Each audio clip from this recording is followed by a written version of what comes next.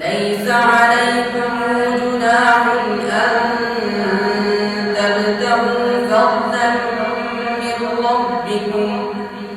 فإذا أفضتم من عرفات فاذكروا الله عند المشعر الحرام واذكروه كما هداكم وإن كنتم من قبله لمن الضالين ثم أفيضوا من حيث أفاض الناس واستغفروا الله إن الله غفور رحيم فإذا قضيتم مناسككم فاذكروا الله كذكركم آباءكم أو أشد ذكرا فمن الناس من يقول ربنا آتنا في الدنيا وما له في الآخرة من خلاق ومنهم من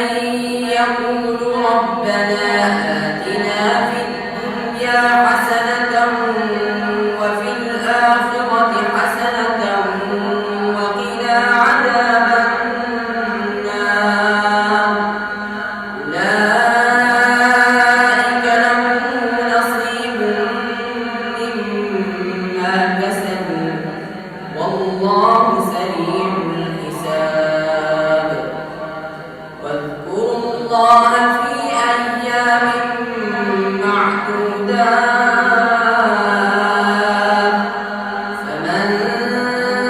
تعجل في يومين فلا إثم عليه ومن تأخر فلا إثم عليه لمن اتقى واتقوا الله واعلموا أنكم إليه تحشرون ومن الناس من يعجبك قوله في الحياة الدنيا ويشهد الله على